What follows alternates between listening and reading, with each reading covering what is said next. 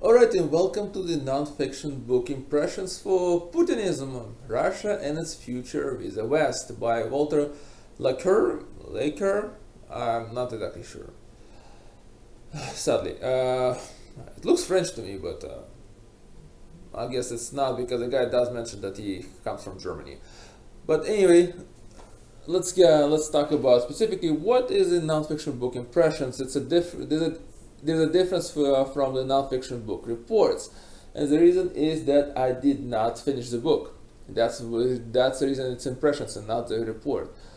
The reasons I might not finish the book it could be different, could be varied, but I will be explaining why in each what time I'm doing the non-fiction book Impressions, why exactly I decided not to finish the book. And so actually let's talk about this. For regards to the Putinism and its and the Russia's future with the West, I did read about 1/3 of the book, and the reason I decided to stop were the errors in the text. There were just way too many, and there were extremely glaring errors, and therefore I just couldn't take it anymore.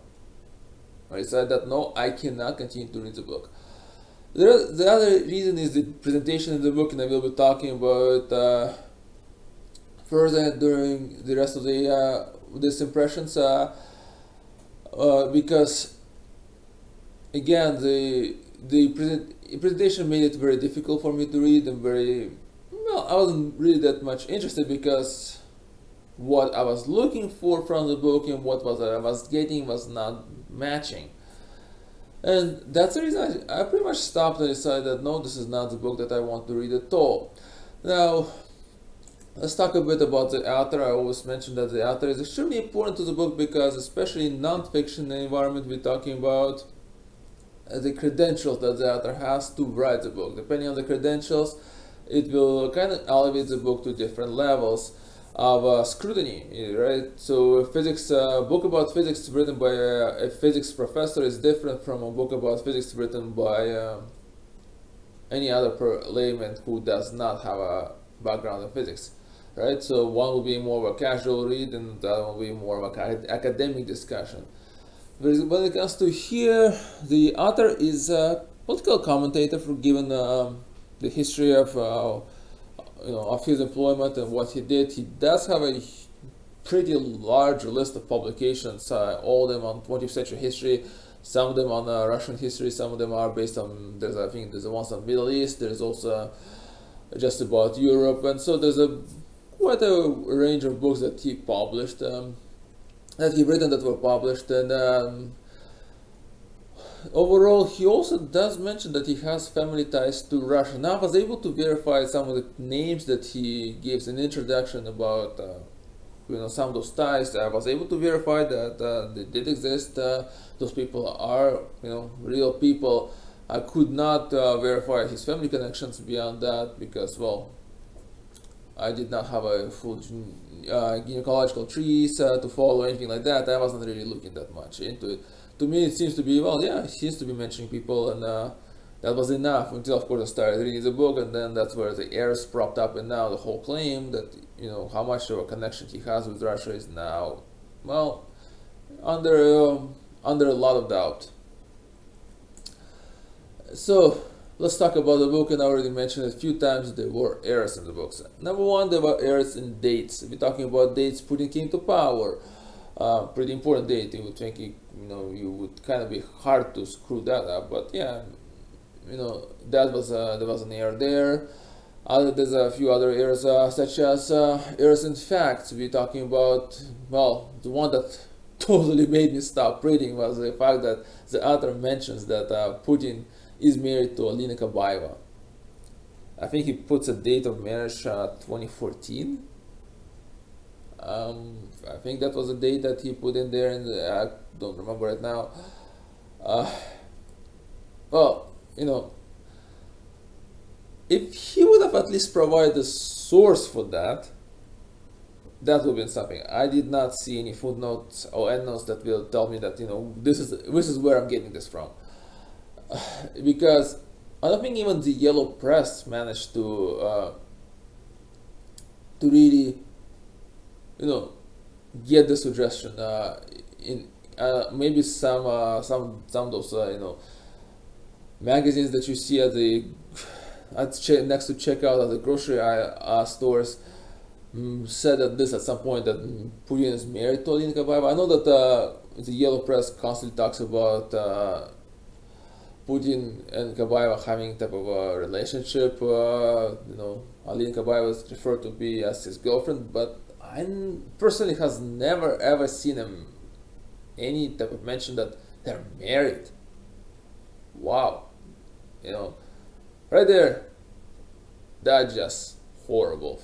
If you don't have a source for that, I have no idea, how it's possible to make a mistake, especially even if your book is about Putin.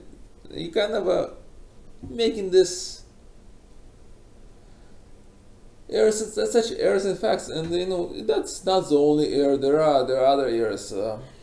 Which Duma is, which is Duma is elected Duma that was that he mentions it to be the sixth. It actually was the second. He mentions that there's frequent elections going on. There weren't that many frequent elections. So you mentioned other facts, some positions people held. There are lots of this kind of errors, and once they start to add it up to me to a certain extent, but I'm like, I can go on. I kind of base my reports on an approach that kind of it's not 100% the same, but it's similar to with the way auditors audit financial statements.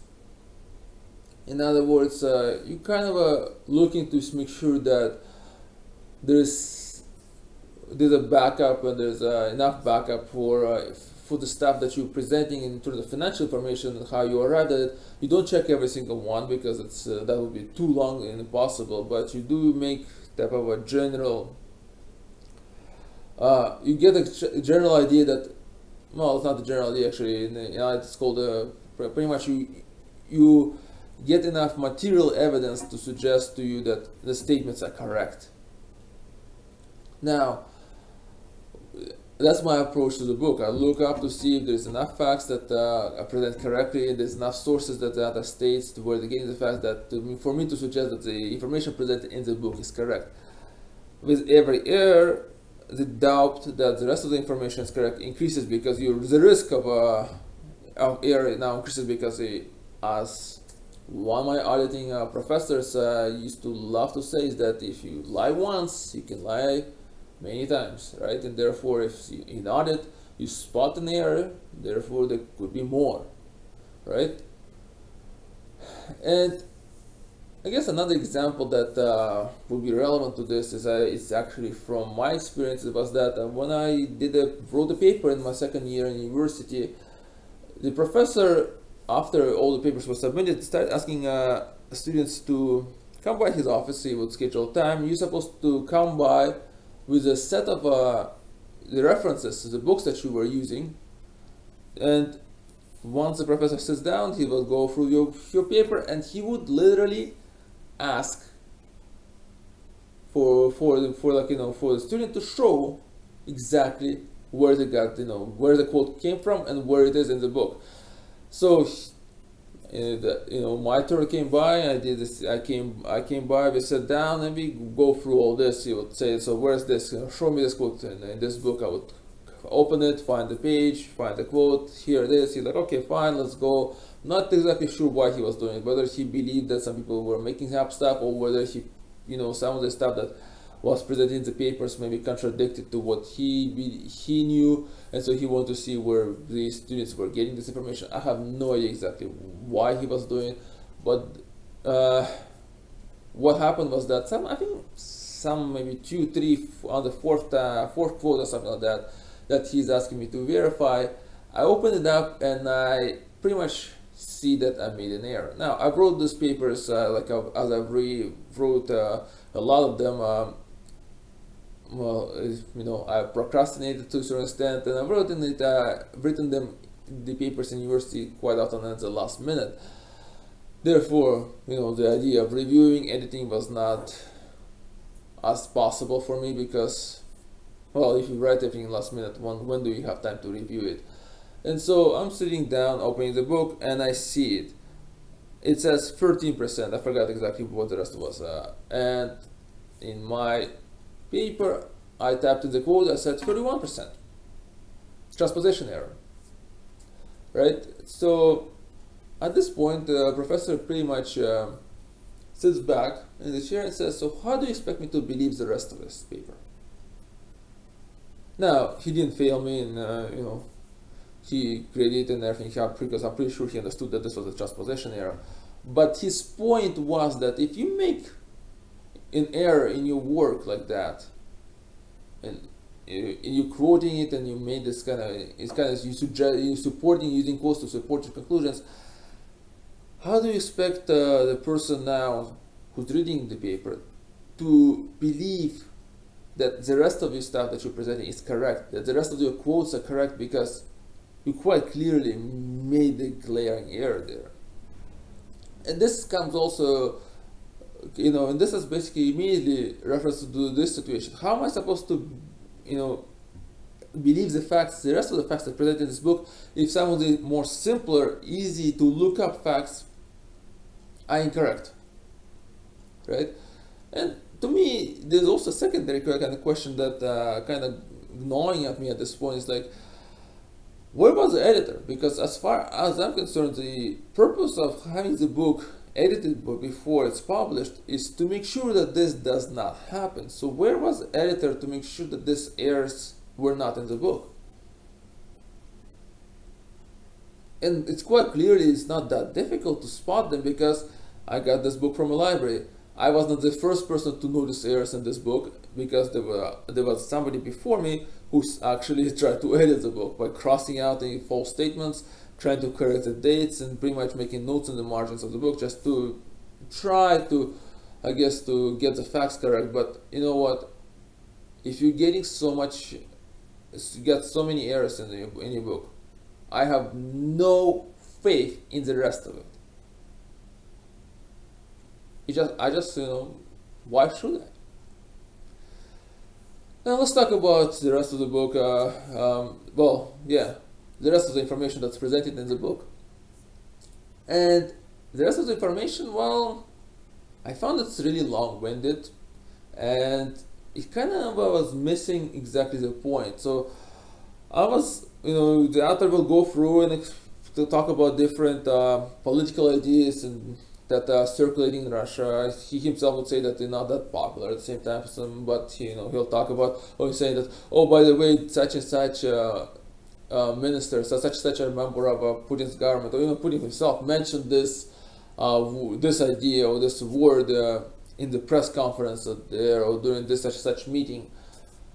Okay, can you please tie this all up more towards the policies, the actions of the Russian government, so that I can get a bit more clarity how this ties up? Because every single idea begins like, oh, by the way, this started in the 19th century, let's say, and but in the 19th century it meant this, then it meant this, and then it meant that, and now I think they mean this, and okay, great. This is a person who talks about most.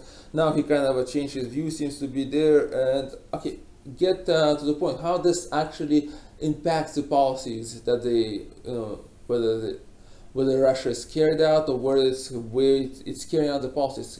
Kind of show more connection that was lacking. Maybe it's later in the book, I don't know, but because I stopped reading, I have no idea. Maybe it's later in the book, in later chapters, so that's all brought together. But what would have helped if that would have been stated in the introduction. Introduction for the non-fiction books is specifically for presenting the structure of the book. It's not only to just to introduce yourself, introduce the topic, but it's also to say, oh, by the way, this is how the book is going to be presenting the facts. This is how I'm going to do this. And that was missing. So for me, it was like, okay, get on with it. Well,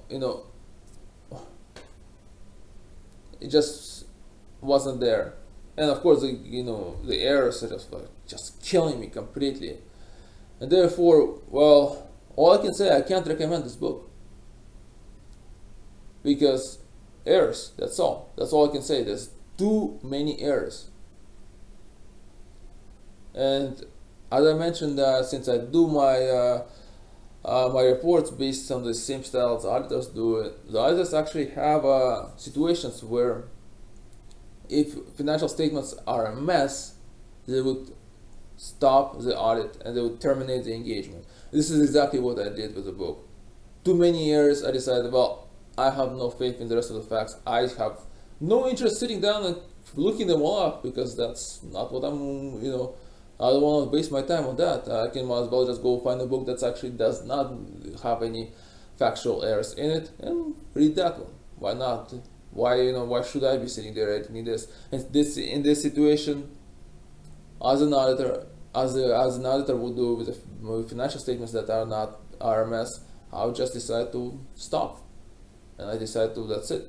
I'm not reading this book. I'm terminating the engagement. So that's basically it for this book by the Putinism, the Russia's future with the West. All right, thank you for watching and for listening.